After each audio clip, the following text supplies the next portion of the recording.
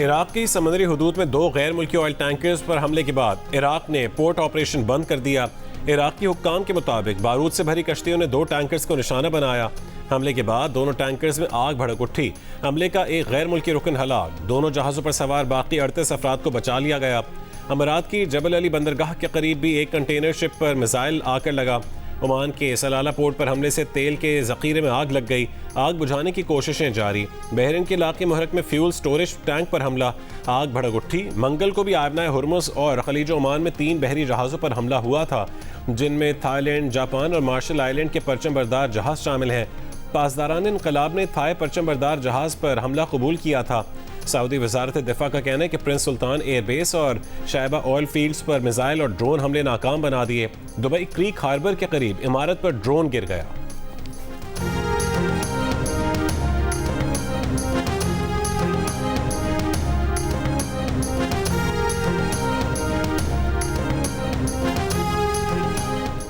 मशरिक़ वस्ता में तेल तनसीबात और ऑयल टैंकर्स पर हमलों के बाद आलमी मार्केट में खाम तेल की कीमत में फिर इजाफा। ब्रेंट ऑयल $100.20 पर पहुंच गया, जबकि WTI में 8.5% इजाफा हुआ है और ये तकरीबन $95 पर ट्रेड हो रहा है।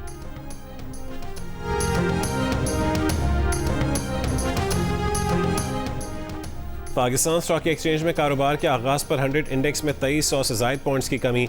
कुछ देर पहले खसारा 1500 पॉइंट्स या 1.5% तक रह गया। दीगर एशियाई स्टॉक मार्केट्स में कारोबार के दौरान मंदी।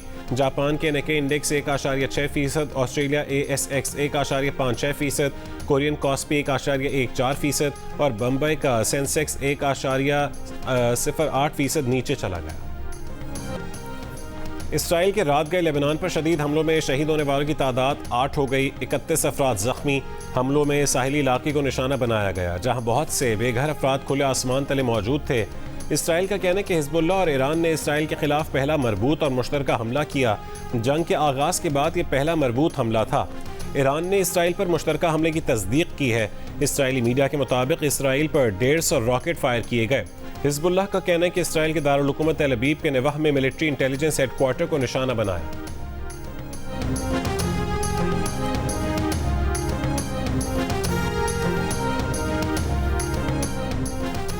ईरान की ओमान के में तेल तनसीबात को निशाना बनाने की तरदीद। ईरानी मुश्तरका फौजी कमांड खातिमुल अंबिया हेडक्वार्टर के तर्जुमान इब्राहिम जुल्फ़कारी का कहना है कि ईरान अब जवाबी हमलों की पॉलिसी ख़त्म करके अमरीका और इसराइल को सज़ा देने के लिए मुसलसल हमलों की पॉलिसी इख्तियार करने जा रहा है।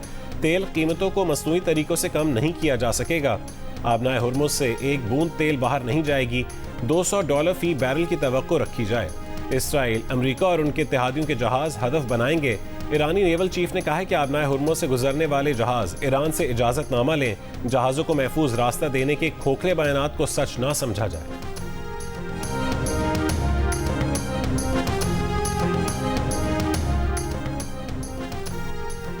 अमरीकी फ़ौज ने ईरानी शहरियों से कहा है कि वो उन बंदरगाहों से दूर रहें जहां ईरानी बहरिया मौजूद है। अमरीकी सेंट्रल कमांड ने एक बयान में कहा है कि ईरान बैनुल-अक़वामी जहाज़रानी मुतासिर करने के लिए आबनाए हुर्मुज़ के साथ मौजूद सिविलियन बंदरगाहें इस्तेमाल कर रहा है।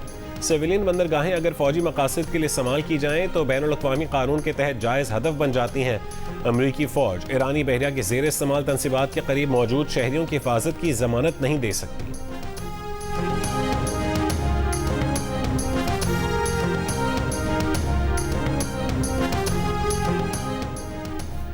खित्ते की कशीदा सूरत हाल पाकिस्तान की मईशत और IMF के प्रोग्राम के अहदाफ पर असरअंदाज हो रही है। पाकिस्तान ने IMF के साथ मुज़ाकरात में बेहतरीन कारकर्दगी दिखाई।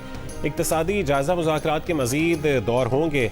पाकिस्तान और IMF के दरमियान 25 फरवरी से 11 मार्च तक वर्चुअल मुज़ाकरात के बाद एलामिया जारी। महंगाई को काबू में रखने के लिए सख्त मॉनेटरी पॉलिसी बरकरार रखने पर जोर।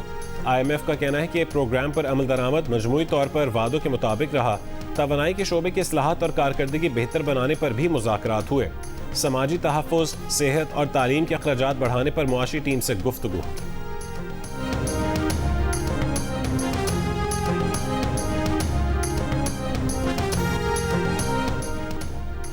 अक़वाम मुत्तहिदा की सलामती काउंसिल में ईरान के खलीजी ममालिक पर हमलों के खिलाफ मज़म्मती करारदाद मंजूर।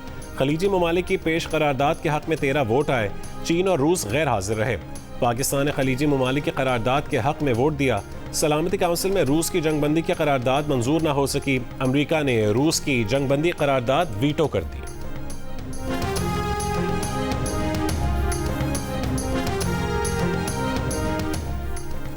अक़वाम मुत्तहिदा में पाकिस्तानी सफ़ीर आसिम इफ्तिखार की ईरान पर अमरीकी और इसराइली हमलों की मज़म्मत। कहा कि ईरान पर हमलों ने आलमी अमन को ख़तरे में डाल दिया है। पाकिस्तान ईरान की खुद मुख्तारी की हिमायत करता है। लाखों पाकिस्तानी खलीजी ममालिक में फंसे हुए हैं। एक मुल्क को खित्ते के हमसाया मुल्कों को डिक्टेट करने का हक़ नहीं। मुज़ाकरात और सिफारतकारी से तनाज़ात हल किए जाएँ। उम्मीद है कि आबनाए हुर्मुज़ में जहाज़ रानी के हुकूक और आज़ादियों को नुकसान नहीं पहुँचाया जाएगा। खलीजी ममालिक को जंग के बदतरीन नतायज का सामना नहीं करना चाहिए था। पाकिस्तान रूस के पेश मुसव्वदा करारदाद को भी मुस्बत नज़र से देखता है। रूसी मौक़िफ़ पाकिस्तान के मजमूई मौक़िफ़ के ऐन मुताबिक है।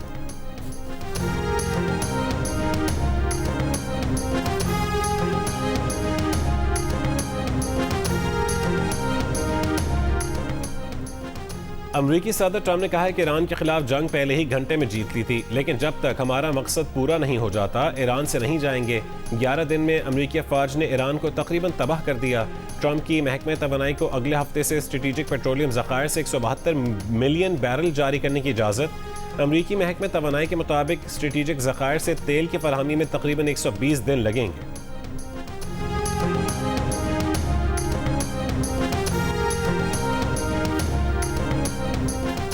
ईरानी सदर मसूद पज़ेश्कियान ने कहा है कि सेहूनी रजीम और अमेरिका की जानिब से शुरू की जाने वाली जंग को ख़त्म करने का वाहिद रास्ता ये है कि ईरान के आइनी हुकूक तस्लीम किए जाएँ, ईरान को हर्जाना अदा किया जाए और मजबूत बैनुल-अक़वामी ज़मानतें दी जाएँ कि आइंदा ईरान पर जहरियत नहीं की जाएगी।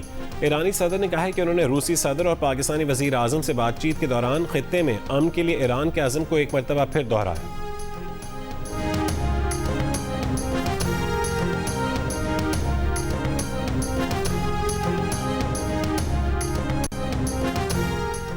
ईरान जंग के पहले 6 रोज़ में अमेरिका ने 11 अरब डॉलर फूंक दिए। बरतानवी खबर एजेंसी का सेनेटर्स को बंद कमरा ब्रीफिंग में पेश तखमीने के हवाले से दावा। रिपोर्ट के मुताबिक ईरान जंग पर खर्च 11.3 अरब डॉलर में तमाम तर अखराजात शामिल नहीं हैं। ईरान जंग जारी रखने के लिए कांग्रेस को जल्द ही बड़ी रकम मुख्तस करना पड़ सकती है। व्हाइट हाउस मजीद 50 अरब डॉलर मुख्तस करने की दरख्वास्त कर सकता है।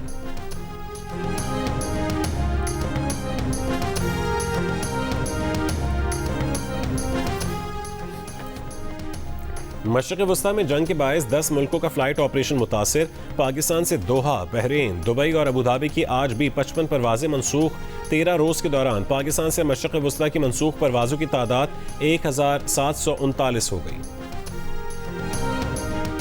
रावलपिंडी के थाना वारिस खान की हदूद में 2 रोज़ पहले खातून से डकैती करने वाले मुलजिम को गिरफ्तार कर लिया गया। डाकू ने खातून को डकैती के दौरान तशद्दुद का निशाना बनाया था और फायरिंग भी की थी।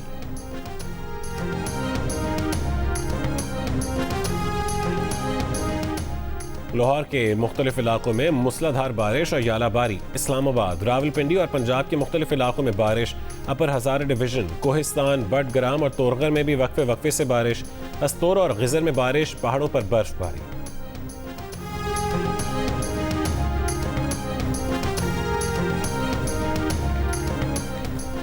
सैयद आसिम बुखारी की नमाज जनाजा आज बाद नमाज असर लाहौर में अदा की जाएगी। अदाकार आसिम बुखारी तवील अरसे से गुर्दों और दिल के अमराज में मुब्तला थे। कई रोज़ से अस्पताल में ज़ेर इलाज थे। उन्होंने टीवी, स्टेज ड्रामों और फिल्मों में भी काम किया। पहले वनडे इंटरनेशनल में बांग्लादेश ने पाकिस्तान को आउट क्लास कर दिया, 8 विकेट से हरा दिया। पहले बॉलर्स ने पाकिस्तानी टीम को 114 रन पर आउट किया। फ़हीम अशरफ 37 और साहबजादा फरहान 27 रन के साथ नुमाया रहे। नाहिद राना ने 5 खिलाड़ियों को आउट किया। मेहदी हसन के 3 शिकार, 115 रन का आसान हदफ बांग्लादेशी बैटर्स ने 16वें ओवर में ही हासिल कर लिया। तंजीद हसन 67 रन बनाकर नॉट आउट रहे। दूसरा वनडे जुमे को खेला जाएगा। सीरीज के तमाम मैचेस जियो सुपर और डिजिटल ऐप माई को बराह रास्त नशर कर रहे हैं।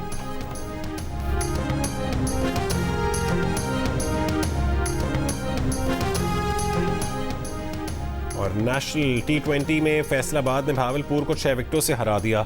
भावलपुर ने पहले खेलते हुए 158 रन बनाए। फैसलाबाद ने हदफ 18वें ओवर में हासिल कर लिया। अतीकुर रहमान 94 रन बनाकर नुमाया रहे। मैच जियो सुपर से बराह रास्त नशर किया गया।